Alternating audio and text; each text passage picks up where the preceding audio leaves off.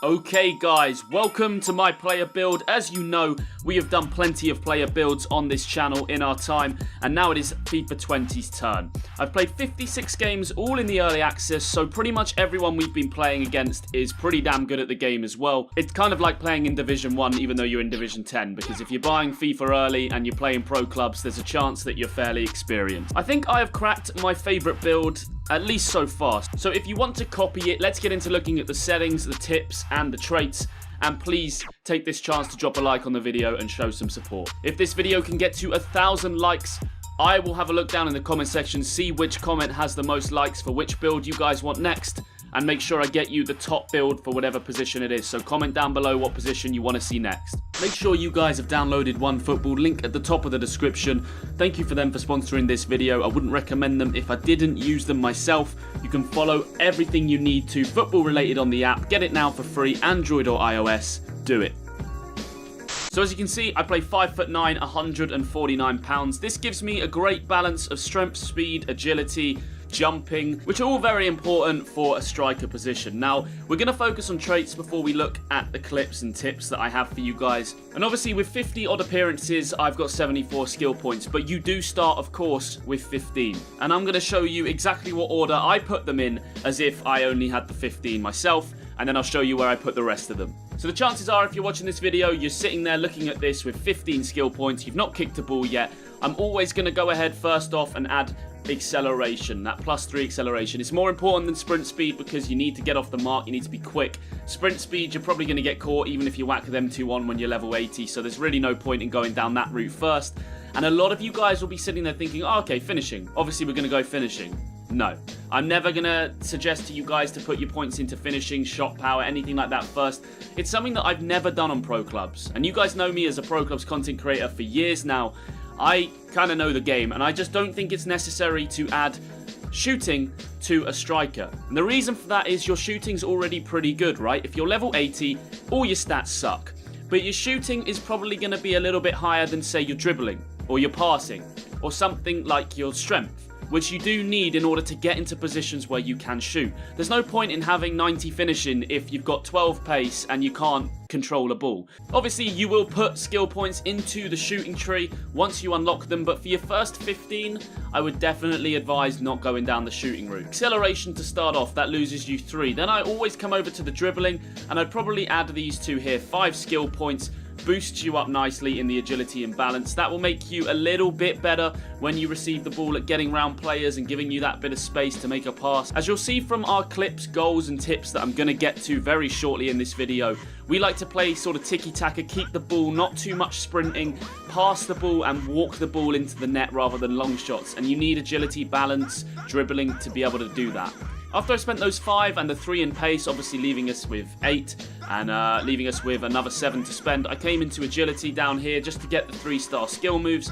I really do obviously like to go down that route and get some skills in. It's just how I enjoy playing the game. If you're not a skiller, I'd maybe suggest putting them into something else like your passing and getting the short passing up, because I have noticed the passing's awful, but this is just what I've done. So now, right, if you're starting off, you've got 2 more skill points to play with. I would put them into agility, just personal preference, it's what I like to play with. Now 59 left to play with. I'm going to show you roughly where I would go down, and you can just watch quickly whilst I show you. I think that it's important, like I said, for me to get to the skill moves, so I would be working my way down here, probably going to add that into there, dribbling, get myself down to this skill tree here eventually, and then maybe add in another pace once I unlock it.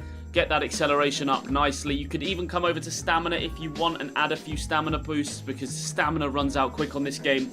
But I don't think that I went down that route. I kind of just wanted to get myself the skill moves as quickly as possible, because at the end of the day, it is quite fun to do. So once I spent that, I must have played about 20 games by this point, maybe 15. I'd probably look to start adding a couple of finishing, because my agility and my speed is getting me into these shooting positions now a lot more. And if I can't finish at all, well, it's a bit silly. So these finishing points are 1 each to boost your finishing by 3. So I'd suggest just putting 2 in for now, getting yourself to 30 skill points remaining. So for me, a priority was filling out the dribbling tab at this point, so I kind of just came down looking around for whatever would really add to my game, and dribbling +4 is something I can't pass up on. And this is what I'm saying about being careful, right? Sprint speed, you've got +1. and +2. So you're going to get +3 sprint speed, and it's going to cost you 7 skill points. Or you can go over to this tab here. It's going to cost you 5, but you're going to get an extra boost in stat. You're going to get 3. You're going to get +2 acceleration, +1 sprint speed, and it costs you 2 less skill points. So just be smart when you're looking about. So where did I spend my last 20? You can see the 3 stamina and the 2 strength. Important. Trying to get myself well-rounded. Stamina does run out quick in this game. Defending empty. Dribbling-wise, you can see I've come down and got this far. I'm probably going to try and get the rest of these dribbling traits, but I don't have enough skill points at this point in time. Passing wise, just the 1 in short passing. Like I said, the passing's pretty poor in this game, so if you can add 1 there, it will make a slight difference. Shooting wise, we've got the free finishing. We've had to add the heading accuracy, something I'm not keen on, but I mean, I have to get it to get the last finishing point here and bring it up to 89 finishing. 2 in the shot power, and we'll work our way down to weak foot. Now, this is the biggest sacrifice of this build, the weak foot. You are going to have to try your best to only shoot on your strongest foot. It's hard, you're going to miss chances on your right foot, but I think it's a worthy sacrifice because you just have to spend so many skill points in such irrelevant areas to unlock a 5-star weak foot that it's something I'll definitely look to get when I've completed the Pro Clubs leveling system and I've got skill points to burn. But when you have skill points and you're low level, they're so precious.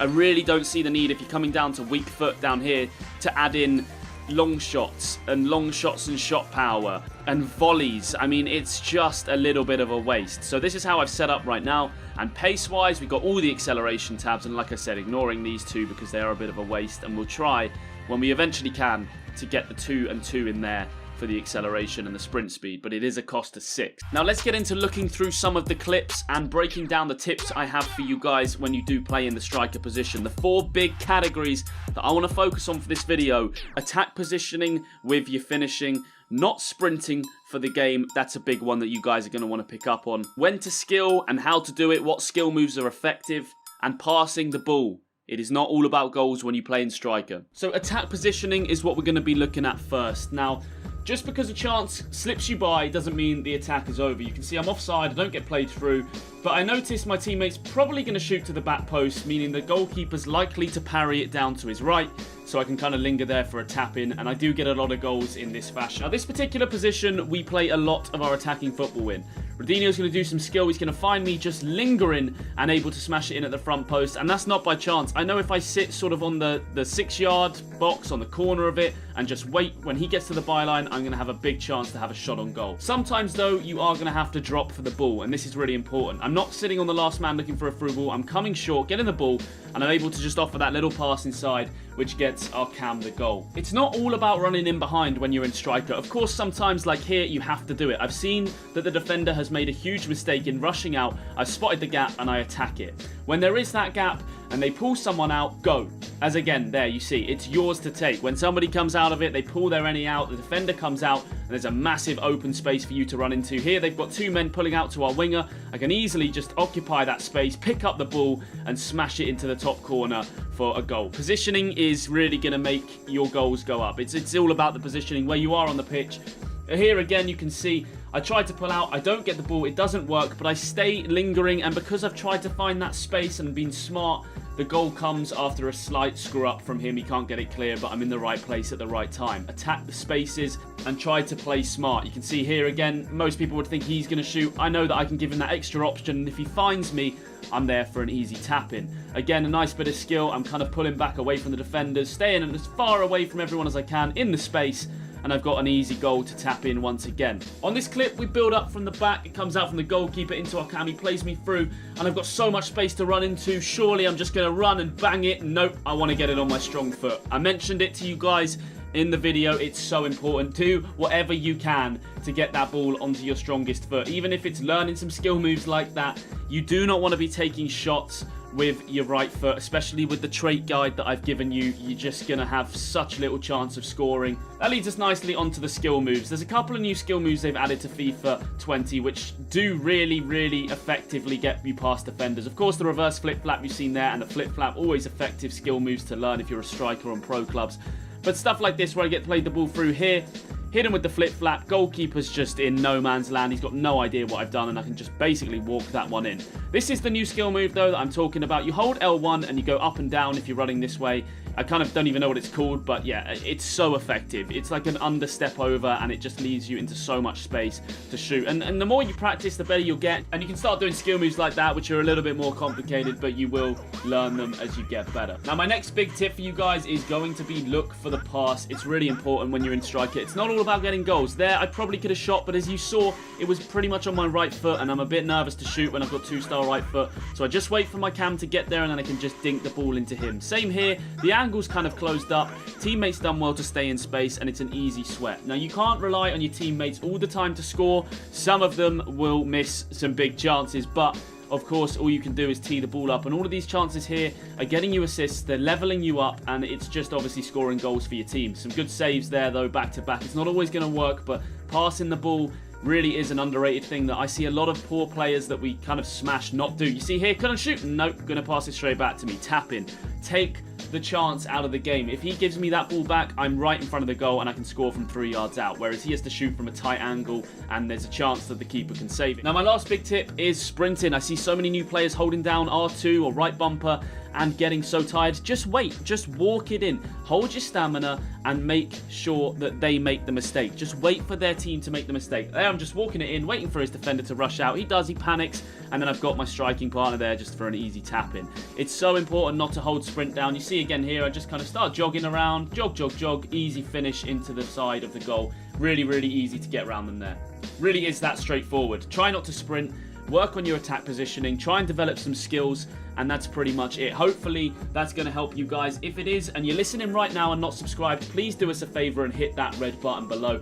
We are less than 900 subscribers from 80,000, so please help us out by subscribing, and remember to comment what position you guys want to see next. I have been JCC. If you want to see more pro clubs involving me and the teammates and some of the sidemen, you can check out our channel and check out our Race to Division 1 series. I will see you guys next time.